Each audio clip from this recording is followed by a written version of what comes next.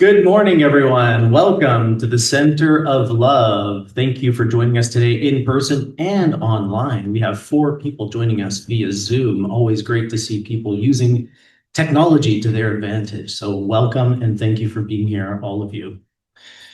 So the Center of Love, as you know, is a community devoted to the simple lifelong practice of becoming more awake, more honest, and of course, more loving, because we are, of course, the Center of Love. We gather to explore the human questions, the great human questions. Questions like, who am I? Why am I here? And how do I meet suffering without allowing my heart to harden? Just a few of the questions that we grapple with here in this community. And in our search for answers, we are not limited to a single wisdom tradition or spiritual path. As mentioned previously, we accept everyone, no matter where they are on the spiritual spectrum. And we know that that spectrum is vast. It includes many things. Instead, we practice a shared orientation, love as the way, expressed through presence, curiosity, humility, and service. We make room for mystery, for laughter, for grief, for insight, and for quiet. Whether you're brand new to spiritual exploration or you've been walking this path for decades, you belong here, and we're so grateful that you're with us today. And today is another step in that shared journey, a chance to listen and reflect and to see what truth wants to move within us together. And today we're joined by our guest speaker, Jim Scott, who's just over there, and he's going to be leading us on an exploration of the sleeping prophet, Edgar Cayce. And I, for one, am very excited because I know virtually nothing about him except what Jim sent me in his write-up. So it's going to be a great learning opportunity for all of us. But before we get into that, I would like to invite Richard Desrosiers to introduce our speaker today. So come on up, Richard, and tell us a little bit about Jim and everything else. So your way. Hi, everyone. So I've been knowing Jim for, well, I don't know, 6 years at least. And I will go to his study groups at his home. And all his studies, book study group, were about spiritual matters mostly. And then the first time I went to his house, knowing my French nature, I suggest him to make changes to the format of his meetings, and he did it. He made the changes, and now then when he did that, I was thinking about Jim, and then I thought, wow, okay, he did a change. That means he wants to improve. I like that. And then he mentioned that he was doing also studies of Edgar Cayce. And of course, I went to these meetings for years, every week, and I learned a lot. But the thing is that for me to go somewhere, I need the person not just to talk from intellectual knowledge, you see? And Jim, he will tell you, once he learned about Edgar Cayce, he did follow some of the practice, some of the reading, he read meditation and on. So mostly what you say, the term in English, he walk the talk, right? Exactly. So even if he appears maybe like very focused and very strict, he's a person who is quite loving, caring, generous, and also I would have to say when he talks about Edgar Cayce, it's out of experience, which makes a big difference. And you will see when he talks. So I recognize he was a genuine person, and that's why I like to go to his meeting and listen to him. He talks from his own insights and experience. So just to end it, so there is a human being here who combine knowledge, experience, and love all together. Jim. Thank you, thank you, thank you, Richard. Appreciate the thoughtfulness and love. I have brought an assistant. My Christina and my third daughter, our youngest daughter, she's going to flip some pages eventually. Thank you. When we get to that point. I want to thank you for the opportunity to share about Edgar Cayce. He was born in 1877 and he passed. There is no death. He passed in 1945. Relatively a short life, 65 years. He was an American. We can't hold that against him. And a psychic known as the Sleeping Prophet. Now, in preparing for this visit with you all, I'm pleased to recognize how similar the center of love's core values are to what many of the Cayce messages were. Oneness, love, engaged active listening, unity and diversity. It's a beautiful thing. Have any of you heard about Cayce other than from me just now? So, yeah, half anyway, eh? When I was about 20 years old and going to university, I heard someone mention his name and that he was a psychic. At that time, I'm sure that I didn't even know what a psychic was. That's quite a while ago. 20? That's 60 years ago. It stirred my curiosity, and I thought I would like to find out more. It wasn't until I turned 40 that I finally got around to reading about him. This was because when I hit 40, I developed a serious back problem. I was born with a spinal stenosis. It became urgent to have it operated on. I required 2 major back surgeries within a year when I hit 40. With the time taken for recovery, I went and found 2 books written about Cayce's life and about the readings. I was amazed. I was really amazed. One book, There Is a River, and I brought a copy here for reference, is a biography. He was blessed with an ability to go into a deep meditative state and answer questions on pretty well any topic. The second book, Many Mansions, was written by a doctor who also was astounded with this information and did a great deal of research on the reincarnation topic that came up in the reading. At first, Cayce gave these readings for family and friends with health issues. In fact, his first reading was for himself because he had a very serious health issue. Before long, word spread about the amazing healings that were happening and the depth of the knowledge shown by him while in a trance state. And I have a copy here of that book. It's a biography and it was written by a very close friend and contact. The one idea that was emphasized so often in the readings was the value of regular meditation. Do any of you practice a regular meditation? Oliver, Candace, yeah. After reading these books, I decided to try to learn how to meditate. At first, it was difficult. You can relate to that, eh? The monkey mind. But within a few months, I began to receive messages from that shook me up. Like I am still shook up when I think about it. I felt like I was in the presence of Jesus Christ. Like I never imagined for a minute that I had never imagined that Jesus Christ would actually have time to bother with me. I don't know if you can relate to that. So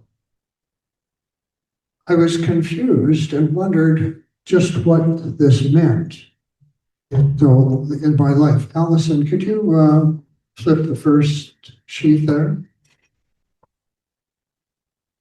The first message that I received, I'm in a meditative state, a rather deep meditative state at that point, and I'm in a setting that I can only describe as heavenly. It's a park. It's a beautiful sunny day. I'm sitting on a park bench, and beside me is Jesus. And he said that. He said, love one another. And that simple message knocked me, only because my wife Christina isn't here, I can use the term, but it knocked me on my ass. It hit me like a train, like I couldn't hardly believe it, that Jesus was there and that he would have a message for me, and that it just really was beyond me. So I came out of my meditative state, tears, my shirt wet. Where that came from, I don't know. And I pondered and thought about that message for some time, months. It was I was so shook up, I stopped meditating. Finally came somewhat to terms with it and thought, well, it's obviously a message I needed, and I tried to incorporate it perhaps more in my life. I finally got around to meditating a second time, and Allison, the second time I meditated, I'm back in the presence of Jesus. And I get this message, feed my sheep. And again, it knocked me out, it just blew me away. You can see that it still has a big impact. So what am I going to do with this? I stopped meditating. I had trouble handling all this. Simple messages, but the way they were delivered, like what was going on here. So I quit meditating for a couple of months, and then I thought, well, I've kind of come to grips with this. I'll meditate again. Allison, I went into a meditative state, and in that meditative state, I find myself in like a cathedral, a natural, huge cavern with golden light. And I'm standing there looking at this scroll that went shook. Down rolls the scroll, and on the scroll are these messages. Love one another plus feed my sheep equals the wisdom of the soul. Well, I came out of the meditative state and thought about this and thought, well, I guess there is some rhyme or reason to this. It's a message that I need. These are messages that I need in my life. These are messages that I need to think about every day. When I wake up in the morning, when I go to bed at night, I need this. I need this Christ presence, that never to forget these things. Well, moving on here, why would Jesus have time for me? I kept wondering about that. I was a person that often caught whatever was going around, colds, flus, and so on. I also had just been diagnosed with extremely high cholesterol and triglycerides. I don't know if anybody here can relate to that, but it was common. It was a family trait. My father had 2 operations, 2 triple bypasses. It was very traumatic. And Christina and I had some bad business investments. It We were struggling through a bankruptcy at that time. I was a wreck on the road, sick often, and so on. So after a year or so of regular meditation, I went back to the doctor for a follow-up examination and blood assessment. To the doctor's amazement and mine, she said that I showed no sign of any elevation in cholesterol or triglyceride levels, and that my vital signs like blood pressure were perfect.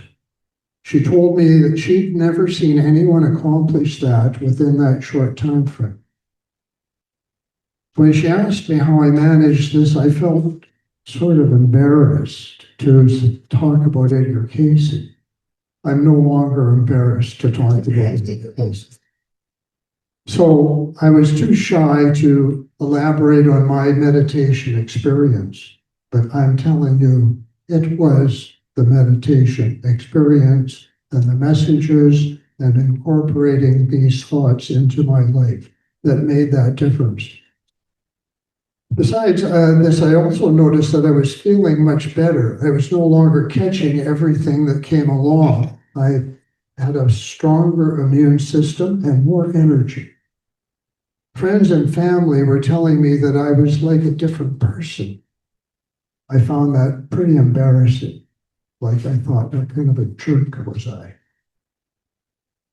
And he still knows that I can be a jerk. Patience.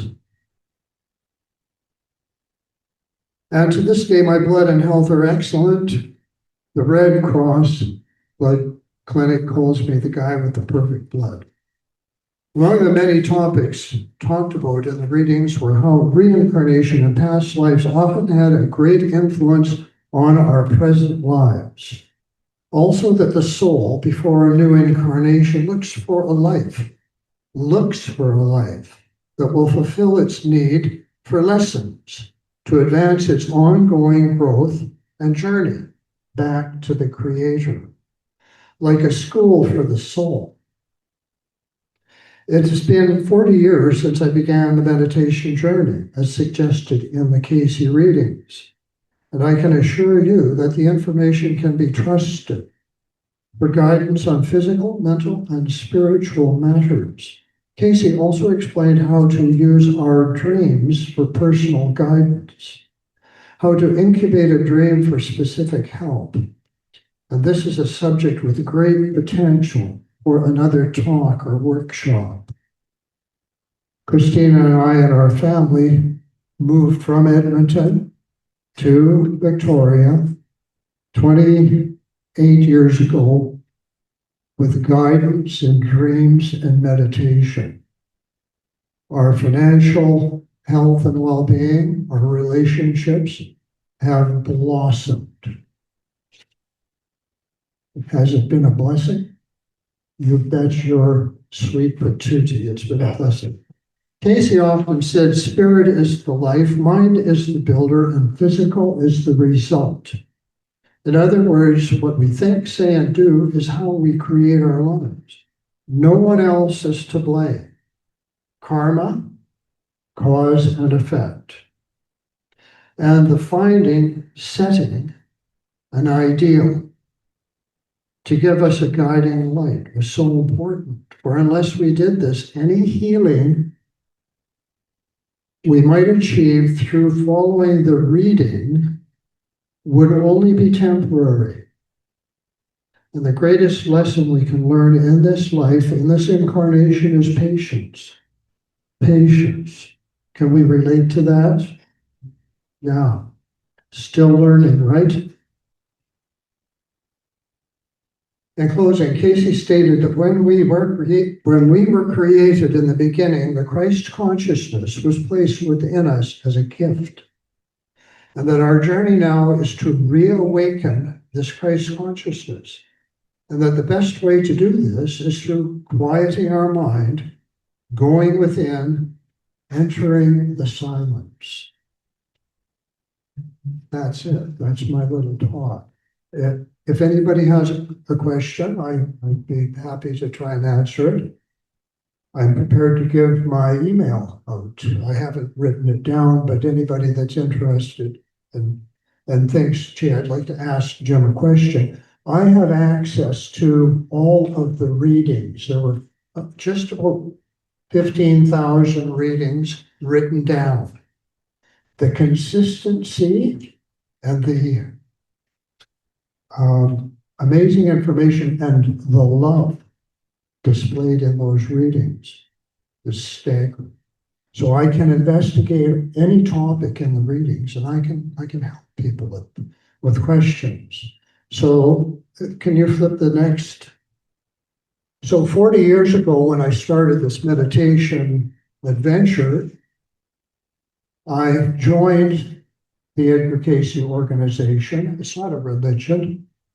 It's like this. It's not a religion. It's a sharing. And that loving group of people are all over the planet now. There's hundreds of thousands of them that have joined. I'm a life member, and that's the website. And the name of the organization, ARE, Association for Research and Enlightenment. We're on a journey. We're on a journey together. It's all about love and relationship. And Cayce said, the closest idea to the concept of love, of God, is love. And when there's a loving thing happening, you're doing something lovingly, someone is doing something lovingly to you, God is there. It is God in action. And as I said, if there's any questions, you can ask me now or privately later on, or you can get my email from Oliver. Happy to be in touch with you. Oh, and just a plug for our meetings on Tuesday nights. We have a Cayce group. We've been doing that for close to 20 years in our home, and we explore the readings and some related books. Not every book or topic is pure Cayce, but there is certainly a good deal of it. You can imagine with 15,000 readings how much information. He was asked pretty well questions on any topic you can imagine. So thank you very much, Oliver. Thank you. So you have something to add? Yeah, can you give an example of a reading, somebody who came to see Edgar Cayce for a health problem, or what kind of reading he would give? Love to. Edgar Cayce, as I said, was asked many questions. He would be in a meditative state on like a Chesterfield. He'd loosen his collar, he'd get comfortable, he'd imagine going within, like we would do in our own meditation. And when his breathing became regular and even, he would be approachable. And the guide, more often than not, was his own wife, because they found they could trust her. There were people with ulterior motives at times that would ask for readings, and they would ask things or do things to try to prove that he was a hoax. In fact, they ripped one of his fingernails out when he was in a trance state, and of course, so they had to protect Cayce. An example of a reading, and I'll touch on one about a little girl. This little girl was perhaps 5 years old. At the age of 3, now the parents asked for a reading because they couldn't figure out what was wrong with her. At the age of 2 or 3, she began to regress and crumble into like a fetal position. And the parents had taken her to many doctors to try to determine what was happening. Finally, in desperation, they'd heard of Cayce. They thought, oh, we'll get a reading. They asked for a reading. Cayce went within, and they told him the name. This is typical. The name and the location. Didn't matter if it was in Canada, which had happened, or in Los Angeles. This all took place in Virginia Beach, where the Cayces lived. They asked him, gave him the name and address. He would go to that location. Somehow, part of his mind would go to that location, and he would describe the building, the room, the way the person was dressed even. Might even mention a picture on the wall. Then he was able to look within the child and look back in the child's history. He said this child was injured when she was 3 years old, when she slipped off the wagon. They were riding in a wagon pulled by horses, and there's a sharp pedal where you step out and step on the pedal. And she slipped out of the wagon, and the base of her spine hit that sharp steel pedal. And that was what caused the injury. So that was how it was all diagnosed. And Cayce said, this is what you do. We can cure this. And there were like a series of osteopathic adjustments to the spine. There was certainly a component of prayer and hopefulness. And I think that was pretty much what went on in that particular case. Within months, the child was recovering. By the time she was 5, she was a normal 5-year-old child, went to school, had an excellent education, and so on. Now, I don't remember further on in her life, but this is how consistent the readings were.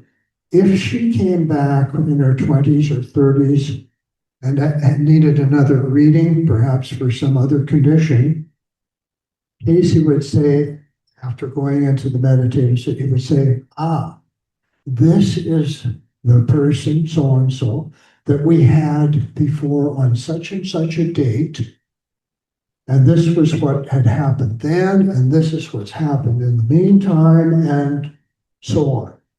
Like, a computer might be able to do that now, but he was doing this about 100 years ago, and with perfect recollection. In other readings, he was asked where this information came from, and he said it's from the Book of Life, the Akashic Record. All of us have a page in the Akashic Record. And get this, everything we think, everything we say, and everything we do is in that Book of Life. Everything.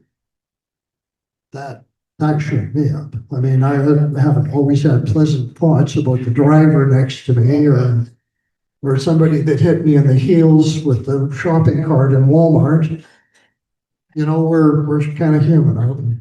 You have We're online here asking, being curious about what the meaning was that you took from Jesus when he said, feed the sheep. the last one. When he said, feed the sheep, what did you take that to mean? You know what I'm doing right now? Feeding the sheep. There's a bat. It took a while for that to sink in. And it's really only now that I'm around 80 years old that it's really sunk in. And it's interesting, to me at least, that a few weeks ago, I got a message when I was meditating, and it said, this is a humbling thing. These messages are always humbled me. The message was, you have a great work to do. You know, that's why I'm here. I am always with you. I am that I am. Thank you so much, Jim. That was very informative, inspiring, educational, entertaining as well. You're a good, entertaining speaker. You got a good sense of humor. I always appreciate that.